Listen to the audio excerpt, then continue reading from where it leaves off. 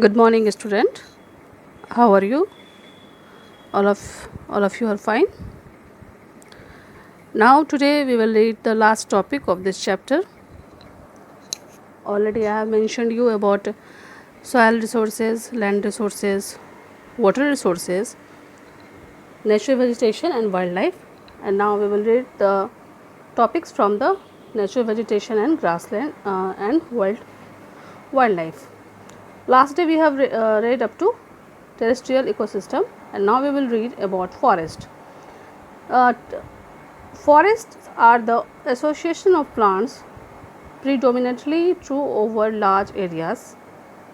They are associated with areas having abundant water supply. They are broadly classified as evergreen and deciduous forests depending on when they shed their leaves. Both these plant types are further classified as a tropical or temperate evergreen or deciduous based on their location zones. Forest ecosystem occupies an important place in terms of biodiversity. There are a wide variety of plants and animal species in ecosystem. Already you are known about forests. In last classes also you have read about this. That forests are of basically two types. If you will define forest, then it will come in two parts. First is evergreen and second is deciduous. वैसे तो forest जो होता है बहुत तरह का होता है, पर जनरली क्या होता है कि हम दो तरीक़ा के फॉरेस्ट के बारे में बात करते हैं. पहला तो एक वो जंगल होता है जो बहुत ही हरा भरा रहता है हमेशा, और दूसरा होता है डेसिडियस जो अपने आप को पेड़ क्या होता है वो सूखा रहता है और जंगलों से वो पूरा घिरा रहता है. ये हमारे बायोडाइवर्सिटी में बहुत ही इम्पोर्टेंट रोल प्ले करता है. अगर फॉरेस्ट नहीं होगा तो हमारा बायोडाइवर्सिटी भी अच्छा नहीं होगा. सेकंड है grasslands. Grasslands are mainly landscape with grass evergreen. अब ग्रासलैंड्स के बारे में तुम ऑलरेडी जान रहे हो कि हम पूरे वर्ल्ड में सबसे बड़ा ग्रासलैंड्स कहाँ है, तो प्रेरी है जो ग्रासलैंड्स है नॉर्थ अमेरिका का. वहाँ पे इतने वो बहुत बड़ा ग्रेजिंग फील्ड भी है कैटल्स के लिए. पैम्पस जो है साउथ अमेरिका में है, वेल जो है साउथ अफ्रीका में, downs in Australia and steps in Eurasia. और ये जितने भी सारे ग्रासलैंड्स के बारे में है दिया गया है, मैंने तुम्हें ऑलरेडी क्लास 5 में पढ़ाया था. और अभी अगर तुम्हें याद होगा तो तुम यहाँ पे नोट डाउन करोगे कि कभी भी क्वेश्चन अराइज हो where is prairies in the world, and this is prairies in North America, pampas in South America, wilds in South Africa, downs in Australia and steppes in Eurasia. They are found in regions of moderate rainfall. These grasslands are home to a large variety of animal and plant species. Cattle can be reared in these pastures. Already मैं तुम्हें बता चुकी हूँ कि यहाँ ये जो क्या है, कैटल्स जो है, कैटल्स ग्रेजिंग के लिए बहुत बड़ा फील्ड है. डेजर्ट क्या है, डेजर्ट जो है 1/5 ऑफ लैंड जो है ये ऑक्यूपाइड करता है. यहाँ का ह्यूमिडिटी फैक्टर जो है डिपेंड करता है. यहाँ बहुत कम मात्रा में पानी होता है और कैक्टस और फ्यू सर्ब्स जो है यहाँ फाउंड होता है. यहाँ का जो पेड़ पौधा होता है बहुत ज़्यादा जंगली झाड़ी होता है. तुम्हें पता है ना कि वर्ल्ड का सबसे बड़ा डेजर्ट क्या है, that is Sahara desert. Tundra है. It is a found in cold polar region and comprises of mosses and lichens. Tundra region क्या होता है, पोलर रीजन होता है. ऑलरेडी देखो पोलर बियर यहाँ तुम फाउंड कर रहे हो, तो ये बहुत ही ठंडा जगह होता है. जैसे हम जाते हैं तो देखते हैं कि टुंड्रा रीजन जो होता है बहुत ही पोलर रीजन, ग्रीनलैंड वगैरह को देखें तो वहाँ बहुत ही ज़्यादा ठंडा होता है. तो फॉरेस्ट्स जो हमारा होता है, तो देखो फॉरेस्ट कितना हरा भरा, जंगल से हरा भरा है. ग्रासलैंड बहुत लंबे एरियाज़ में क्या होता है, ग्रासलैंड्स फाउंड होता है. डिज़र्ट क्या है, पूरा सूखा हुआ है. यहाँ एक भी पेड़ पौधा पत्ता के साथ नज़र नहीं आएगा. जो भी पेड़ पौधा तुम्हें नज़र आएगा वो सारा कैक्टस का होगा, बुशेस का होगा, झाड़ियाँ होगा. जैसे हमारे यहाँ इंडिया में देखो तो राजस्थान जाओ कभी, अगर कभी राजस्थान गए हो तो वहाँ भी देखोगे कि बहुत दूर दूर तक क्या है, रेत ही रेत नज़र आता है. वहाँ खजूर और बबूल का पेड़ को छोड़ के बहुत कम ही पेड़ है जो तुम्हें नज़र आएगा, क्योंकि वहाँ पे रेनफॉल ही नहीं होता है, तो हम पेड़ पौधा कैसे लगाएंगे. दूसरा है टुंड्रा रीजन. ये बहुत ही ठंडा होता है. आइस यहाँ हमेशा जमा रहता है, बर्फ़ हमेशा गिरा रहता है. लास्ट टॉपिक है हमारा आज का कि uses of natural vegetation and wild life in the ecosystem. अब नेचुरल वेजिटेशन और वाइल्ड लाइफ हमारे इकोसिस्टम में क्यों ज़रूरी होता है, क्या यूज़ होता है, क्या यूज़ होता है। Plants, vegetation and wild life are valuable resources, they are primary producer on which all other livings being depends. हम जानते हैं कि बिना पेड़ पौधे का और जंगली जीवन का हमारा जीवन क्या है, व्यर्थ है। क्यों व्यर्थ है? क्योंकि ये हमारे लिए बहुत ही वैल्यूएबल रिसोर्सेज है। ये हमें प्राइमरी प्रोड्यूसर भी होते हैं जो हमारे लाइफ को एक अच्छा सेटलमेंट देते हैं। प्रोवाइड टिम्बर, ये हमें लकड़ी देता है। गिव शेल्टर टू एनिमल्स, ये जानवरों को सुरक्षा प्रदान करता है। तीसरा है recreate the quality of air with we breathe by providing oxygen. पेड़ पौधा हमें क्या करता है, ऑक्सीजन देता है, जिसके वजह से हम जिंदा होते हैं। आज के डेट में देख लो क्या होता है कि हम पेड़ पौधा को जैसे जैसे काट रहे हैं तो मुफ्त में मिलने वाली जो चीज़ थी ऑक्सीजन, वो हम क्या करते हैं, खरीद के यूज़ करते हैं। इसलिए क्या है कि हमें पेड़ पौधा को भी लगाना बहुत ज़रूरी होता है। ये हमारे मिट्टी को भी बचाता है, ये हमें एक शेल्टर बेल्ट्स देता है, ये हमारे पानी को, अंडरग्राउंड वाटर्स को स्टोरेज में हेल्प करता है, ये हमें फ्यूल देता है, फोडर देता है, मेनोर है, मेडिकल हर्ब्स है, गम है, रिजिन है, नेचुरल डाइज है, फ्रूट्स है, nuts, lettuce, pulp to make paper ATC.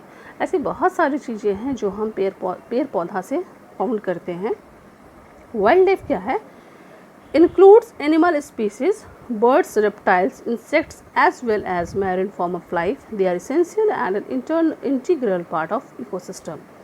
They provide us with draft power and transportation. Milk, meat, eggs, hides and wool. Fish provide nutritive food. Insects like bee provides honey.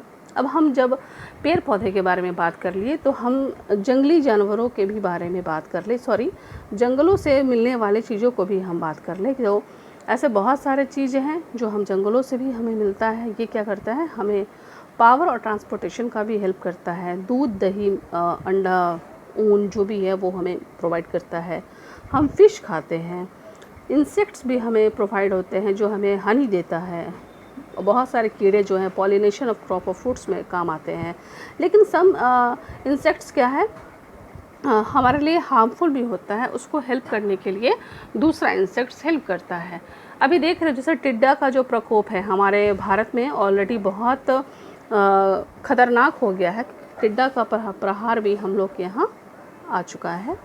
तो उस टिड्डों को भी बचाने के लिए कोई ना कोई इंसेक्ट्स क्या होगा, यूज़फुल होगा। Birds feed on insects and act as a primary consumer. Birds क्या करता है कि कीड़ा मकोड़ा को भी खाता है, तो वो हमारे प्राइमरी कंज्यूमर्स को भी बचा देता है। तुमने कभी वल्चर्स को देखा है? वल्चर, गिद्ध। आज के डेट में हम वल्चर्स और ईगल्स को फाउंड नहीं करते हैं, क्योंकि ये जो दोनों चीज़ थे ना कि वो हमारे जो भी गंदगी थे वो क्या करते थे, खा जाते थे, और उससे हमारा पोल्यूशन जो है कम होता था। पर अब जो है वल्चर्स और ईगल हमें देखने को नहीं मिलता है। देखो यहाँ पे लास्ट टॉपिक में वो ऑलरेडी दिया कि vultures and crows are a cleanser of the environment, they feed on dead live stock.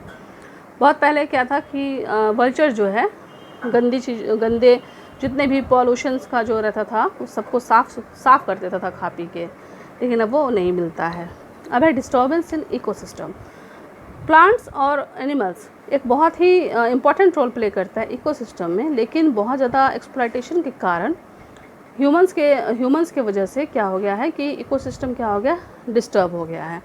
Disturb होने का क्या नतीजा है कि हमारा जो बायोडाइवर्सिटी है वो डेंजर्ड में है। जैसे हम अभी देखते हैं जब मन होता है तब आंधी तूफान चला आता है, बारिश होने लगती है, बहुत सारे पेड़ पौधे जो है टूट जाते हैं, लैंडस्लाइड्स हो जाते हैं, सुनामी आ जाते हैं। हमारा लाइफ जो है क्या हो जाता है, अस्त व्यस्त हो जाता है। हम किसी भी प्रोजेक्ट को करने में जो है क्या करते हैं, सही से नहीं कर पाते हैं। हम कल कारखाने का भी यूज़ करते हैं जिसमें क्या है कि बहुत सारे पॉल्यूशन को हम फेस करते हैं। Agriculture, cost of forest, grassland जो है बहुत ज़्यादा एक्सपेंशन हो गया है। हम जानवरों को मारते हैं। अभी आए दिन तुम भी घर बैठे हो न्यूज़ देखते होगे देखो कितने सारे जानवर को लोग मार देते हैं, बिना मतलब का उसको मार देते हैं। अभी सुनामी की तरह ही हमारा अफान तूफ़ान भी आ गया, अभी महाराष्ट्र में निसर्ग आ गया। तो ये सब चीज़ क्या है कि हमने इकोसिस्टम को बर्बाद करके रखा है। अब है conservation of natural vegetation and wild life. अब हम कंजर्वेशन स्ट्रेटजीज़ कैसे अपनाएंगे कि हम जो है क्या करेंगे, बहुत नेशनल पार्क बनाएंगे, वाइल्ड लाइफ सेंचुरी बनाएंगे और बायोस्फीयर को क्या करेंगे, सुरक्षा प्रदान करेंगे। इन सारे चीज़ों को बचा के इन सारे चीज़ों को किस लिए करेंगे, जो भी इंडेंजर स्पीसीज़ है। अब हमारे यहाँ लायन है, टाइगर है, ये सब क्या है, इंडेंजर स्पीसीज़ हैं। इन सब को बचाना हमारा काम है। हम क्या करेंगे, क्रिक्स, लेक्स और वेटलैंड्स को बचाएंगे। सोशल अवेयरनेस प्रोग्राम बनाएंगे, जैसे वन महोत्सव। कैसे तुम लोग जाते हो प्रोग्राम के लिए, save the water, save the earth, save the environment, तो इसी तरीक़ा से वन महोत्सव भी आता है, तो वो करके भी हम बचाएंगे। दूसरा है कि फार्मर्स का एक ग्रुप बना है कि बीज बचाओ आंदोलन इन टेहरी एंड नवदन्या। इन टेहरी जो है, टेहरी में जो है एक जो द बीज बचाओ आंदोलन, बीज समझते हो ना, बीज जब हम रोपेंगे तो हमारा अनाज होगा, तो उसको भी बचाना बहुत ज़रूरी है। बहुत सारे कंट्री जो है वाइल्ड लाइफ प्रोटेक्शन एक्ट का इस्तेमाल करता है, उसमें हमारा देश भी आता है कि तुम जो है किसी भी जानवर या पक्षी का बिना पूछे हुए उसका शिकार नहीं कर सकते हो। जैसे अभी तुम देखते होगे कि बहुत सारे लोग जो है टाइगर को मार देते हैं, लायंस को मार देते हैं, पीकॉक को मार देते हैं, तो उस पर क्या है, बैन लगा के रखा है हमारे सरकार ने, उसका एक लॉ बना हुआ है। Efforts are on even at the international level to conserve vegetation and wildlife sites. Convention on International Trade in Endangered Species of Wild Flora and Fauna. Flora और फोना मतलब समझे, फ्लोरा मतलब हो गया प्लांट, फोना मतलब हो गया एनिमल। तो इन सारे चीज़ों को भी प्रोटेक्ट करने के लिए ना सिर्फ भारत सरकार बल्कि पूरे वर्ल्ड में इसके प्रोटेक्शन के लिए लॉ बना हुआ है। Biosphere reserve of India, popular national park and sanctuary in India. ये सारे बायोस्फीयर रिजर्व को आप याद करिए, पॉपुलर नेशनल पार्क को और सेंचुरी को याद करिए। और इसके साथ ही हमारा ये चैप्टर जो है ख़त्म हो गया है। नेचुरल रिसोर्सेज, आज ज्योग्राफी का चैप्टर 2 नेचुरल रिसोर्सेज आपका कंप्लीट हो गया। नेक्स्ट थर्सडे मेक श्योर मैं आपको क्वेश्चन आंसर इसका डिक्टेट करा दूंगी और बहुत जल्द ही हमारा सिलेबस आगे बढ़ जाएगा और इसका कॉपी भी आप लोग कंप्लीट करके रखिए। दूसरी बात है, आप स्कूल जाके एडमिशन भी ले लीजिए। एडमिशन हो रहा है हम लोग के स्कूल में, ताकि जब आप क्लास आएँ, स्कूल आएँ तो आपको प्रॉब्लम नहीं हो। और ये चैप्टर ख़त्म हो गया। Be safe, be healthy, have a good day.